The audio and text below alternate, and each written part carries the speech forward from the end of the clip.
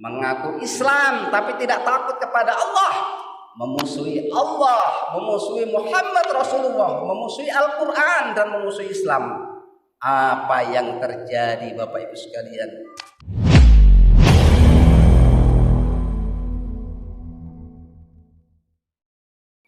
Bapak Ibu sekalian, jamaah salat tarawih yang insya Allah saya muliakan dan diberkahi oleh Allah Subhanahu wa Ta'ala.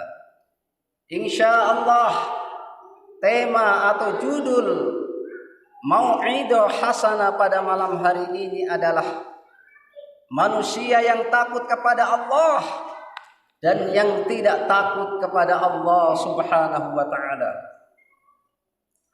Padahal Allah Subhanahu wa Ta'ala telah mewanti-wanti kepada kita, mengingatkan kepada kita. A'udzu billahi samii'il 'aliim minasy syaithanir rajim. Ya ayyuhalladzina amanu, hai orang-orang yang beriman, kutiba 'alaikumus syiyamu kama kutiba 'alal ladzina min qablikum la'allakum tattaqun. Diwajibkan atas kalian berpuasa dan diwajibkan atas orang-orang sebelum kamu supaya kalian takut kepada Allah Subhanahu wa Ta'ala. Bapak Ibu sekalian, baru beberapa hari puasa di pinggir jalan ada manusia yang tidak takut kepada Allah. Dia di dalam mobil buka pintunya, yang satu turun ke jalan dan yang satu di mobil merokok. Yang saya herankan, dia pakai songkok dan songkoknya itu adalah songkok khas Bugis dia pakai. Lalu saya pandangi dia, ini Islam atau tidak? Langsung saya yakinkan diri kita bahwa dia Muslim karena songkoknya dan pakaiannya. Langsung saya salami, assalamualaikum warahmatullahi wabarakatuh. Dia jawab, alhamdulillah, waalaikumsalam warahmatullahi wabarakatuh. Langsung saya sampaikan, mohon maaf Pak, Bapak lupa bahwa hari ini bulan Ramadan. Saya tidak lupa. Tadi malam saya sahur bersama istriku. Tapi saya tidak bisa tinggalkan rokok. Itu saya berbuka di sini. Kenapa Pak? Puasa tak? Karena puasa saya sebenarnya saya takut sama istriku.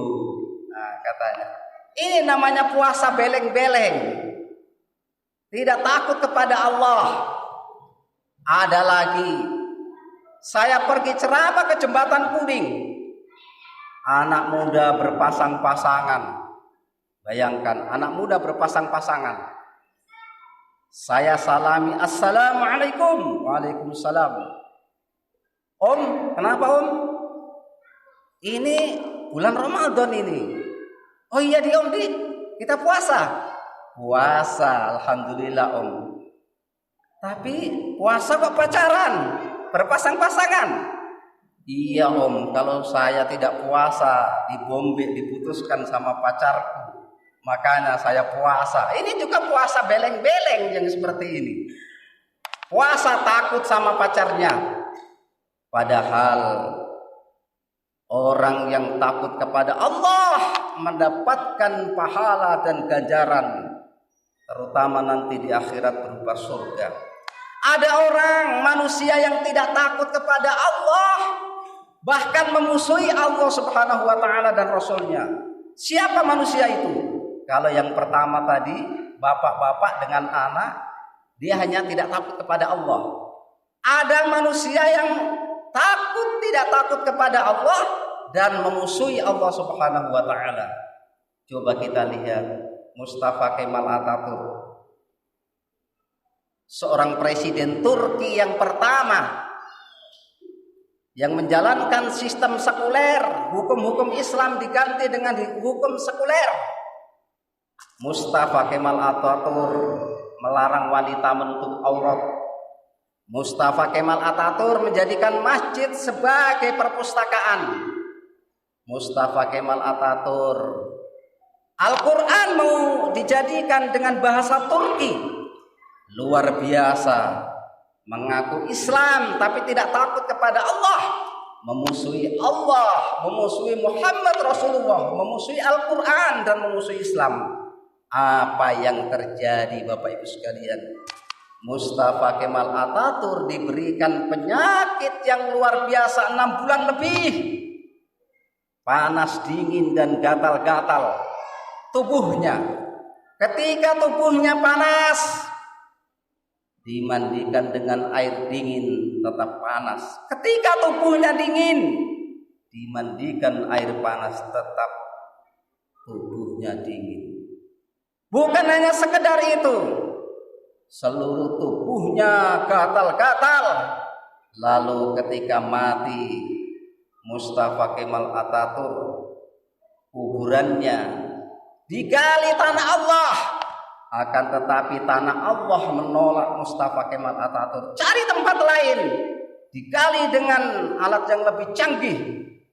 Maka alat yang canggih pada saat itu tidak mampu menggali tanah Allah.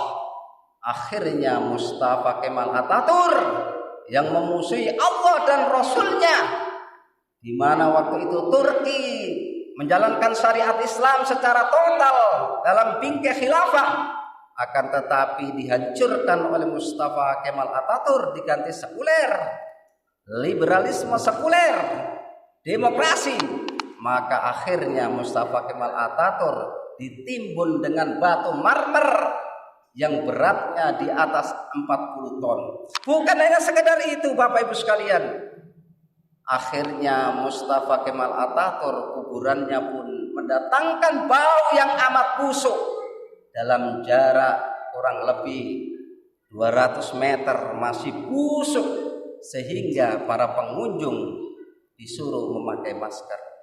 Inilah akibat orang yang tidak takut kepada Allah, memusuhi Allah dan Rasulnya, dan memusuhi kaum muslimin. Ini seorang pemimpin.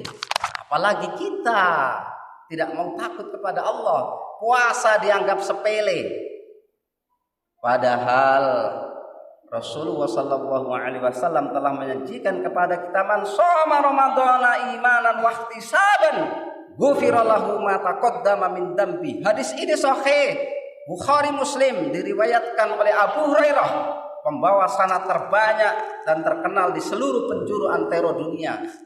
Barang siapa berpuasa di bulan Ramadan karena iman dan keikhlasan, berharap ridho hanya kepada Allah Subhanahu wa taala, maka diampuni dosa-dosa kita yang telah lalu. Jadi sangat rugi orang yang tidak mau takut kepada Allah. Begitu juga Allah Subhanahu wa taala menjelaskan kepada kita di surah At-Tahrim ayat 6. A'udzu billahi syamii'il 'aliim minasyaitonir rajim. Ya ayyuhalladzina amanu, hai orang-orang yang beriman, qu anfusakum, jaga diri kalian. Bagaimana kasus yang saya sampaikan seperti tadi, bapak-bapak puasa baru awal-awal langsung merokok di tempat umum. Ini namanya tidak bisa menjaga diri. Jaga diri kalian, wa ahlikum, dan keluarga kalian. Coba kita lihat akibat sekularisme liberal, anak-anak pacaran dengan bebas padahal diharamkan oleh Allah. Bahkan terjadi perzinahan, melahirkan anak-anak yang tidak bernasab. Na'udzubillah tsumma na'udzubillah. Wa ahlikum, dan keluarga kalian, naron, dari api neraka. Waquduhan nas wal hijarah, yang bahan bakarnya adalah manusia dan batu. Lalu Allah Subhanahu wa taala menjelaskan kepada Rasulullah sallallahu alaihi wasallam ketika membacakan surah At-Tahrim ayat 6 di hadapan para sahabat ini, tiba-tiba ada hamba Allah, anak muda, yang berjalan di belakang para sahabat, dan dia jatuh dalam keadaan tersungkur. Lalu Rasulullah melihat, mendekati hamba Allah yang sedang jatuh tersungkur tadi dalam keadaan syakaratul maut. Lalu Rasulullah Shallallahu Alaihi Wasallam mentalkin, mengajari. Jadi kalau ada orang mau mati, Pak, ibu-ibu terutama ini, kalau suaminya mau mati, jangan menangis. Boleh menangis dalam hati, keluar air mata. Diajari, ditalkin di telinga kanannya. Ditalkin di telinga kanannya. Ucapkan kalimat thayyibah, la ilaha illallah Muhammadur Rasul. Pelan-pelan. Jangan kencang karena dia lagi syakaratul maut. Rasulullah mengajari hamba Allah yang sedang syakaratul maut tadi, la ilaha illallah. Fa ya ibadallah, qul la ilaha illallah. Dengan izin Allah Subhanahu wa taala, hamba yang diajari Rasulullah, ditalkin oleh Rasulullah, bisa mengucapkan la ilaha illallah Muhammadur Rasulullah, walaupun tidak sampai Muhammadur Rasulullah. Sudah la ilaha illallah, apalagi sampai Muhammadur Rasul. Lalu Rasulullah mengabarkan kepada sahabat-sahabatnya, wahai sahabat-sahabatku, inilah tandanya hamba Allah yang dikabarkan surga oleh Allah Subhanahu wa taala. Lalu para sahabat bertanya, wahai Rasulullah, bagaimana kami ini umatmu nanti? Ada yang bilang, saya takut kepada Allah, saya beriman kepada Allah, tapi masih minum khamr, ekstasi, berzina. Apakah begitu yang dikabarkan surga, wahai Rasulullah? Lah, tidak. Rasulullah sallallahu alaihi wasallam menyampaikan sebuah hadis qudsi, dzalika liman khafa maqami. Karena yang demikian itu hamba Allah ini takut kepada Allah Subhanahu wa taala, takut tidak sholat 5 waktu, takut tidak berpuasa Ramadan, takut berbuat maksiat, takut menyekutukan Allah Subhanahu wa taala. Bukan hanya sekedar takut ini, akan tetapi dijelaskan oleh Rasulullah, wa khafa wa'idi, dan takut dengan ancaman-ancaman Allah Subhanahu wa taala. Betapa banyak umat Islam sudah sholat 5 waktu, alhamdulillah, tapi tidak takut dengan ancaman Allah. Mereka tidak segera bertobat, masih melakukan aktivitas ribawi, masih jual beli yang diharamkan oleh Allah. Berpuasa alhamdulillah, akan tetapi di siang bolong kasih makan orang yang muslim, sementara dia sudah baik, dia menjual makanan, seharusnya disuruh bawa pulang.